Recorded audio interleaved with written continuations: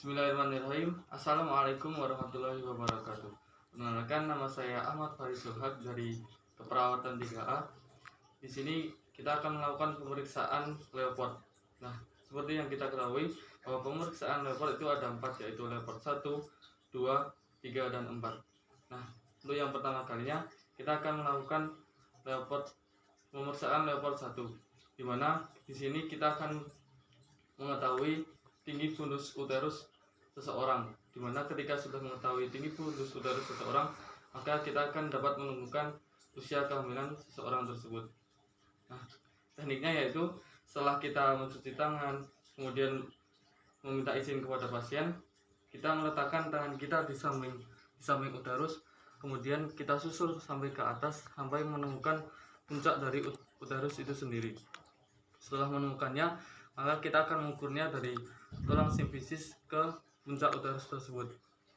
Nah, setelah mengetahui ukuran itu, maka kita akan dapat menentukan usia kehamilan seseorang. Baik, untuk selanjutnya yaitu pemeriksaan leopard 2, di mana pemeriksaan ini kita akan mencari di mana letak punggung bayi tersebut dan bagian terkecil dari bayi. Yang pertama yaitu sama seperti leopard pertama, kita letakkan di samping uterus, kemudian kita tekan dengan lembut secara arah berlawanan, kemudian yang arah berlawanan ini merasakan apakah itu keras atau tidak. Kalau misal itu keras, berarti itu menandakan bahwa punggung dari janin tersebut berada di situ. Kalau misal bulat atau lunak, berarti itu adalah bagian terkecil dari janin tersebut. Nah, setelah kita menemukan kalau misal di sebelah kanan dari janin ibu, maka kita dapat merasakan detak jantung dari janin tersebut. Kita letakkan lenek di sebelah kanan tersebut. Untuk selanjutnya yaitu pemeriksaan leopard 3, di mana di sini kita akan menentukan titik terbawah janin atas ibu, yaitu dengan cara kita menaruh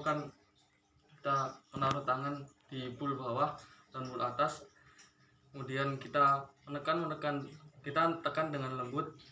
Maaf ibu, kita rasakan. Nah, ketika kita merasakan di bawah ini bulat dan melenting, berarti itu adalah kepala bayi. Namun ketika kita merasakan itu bulat dan lunak, maka kemungkinan itu adalah bokong bayi. Nah, untuk selanjutnya yaitu pemeriksaan leopard 4. Nah, kalau leopard 1, 2, 3 tadi kita menghadap ke arah wajah ibu, namun untuk pemeriksaan ini kita menghadap ke membelakangi wajah ibu, dimana tujuan dari pemeriksaan leopard 4 ini kita akan mengetahui apakah titik terendah dari titik bayi ini sudah memasuki rongga panggul ibu atau belum. Nah, tekniknya sama seperti tadi, kita taruh tangan kita di samping perut ibu, kemudian kita raba-raba sampai ke tulang simfisis. Nah, kemudian kita tekan lembut. Nah, apabila tangan kita masih dapat bertemu ini, berarti dikatakan konvergen atau titik terendah dari titik bayi tersebut belum memasuki rongga panggul ibu. Nah, apabila nanti ketika memeriksa lagi kemudian seperti ini, berarti tandanya yaitu divergen atau titik terendah dari titik bayi tersebut sudah memasuki rongga panggul ibu. Oke, selanjutnya kita akan mengukur bagaimana denyut jantung janin secara benar. Jadi yang pertama, kita harus melihat hasil pemeriksaan leopard 2 tadi, di mana letak punggung dari janin. Kemudian juga kita melihat hasil pemeriksaan dari leopard 3, kalau misal kepala janin itu di bawah dan punggung janinnya di sebelah kanan, maka kita akan mendengarkan di sekitar situ. Nah, tidak boleh dilupakan juga kalau misal kita dalam mendengarkan janin nanti, kita juga harus merasakan dari nadi radialis ibu. Kenapa? Karena ketika denyut jantung yang kita dengarkan itu sama dengan apa yang kita rasakan di nadi radialis ibu, kemungkinan itu bukan denyut jantung janin tersebut. Nah, kemudian kita langsung merasakan kita tekan, tapi jangan terlalu keras karena itu akan membuat sakit dari ibunya.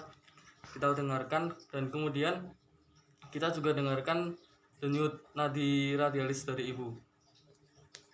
Kemudian kita sambil juga mengukur jumlah denyutannya.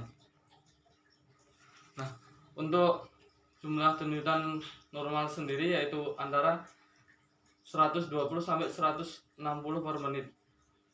Nah, mungkin itu video dari saya, kurang lebihnya mohon maaf. Wassalamualaikum warahmatullahi wabarakatuh.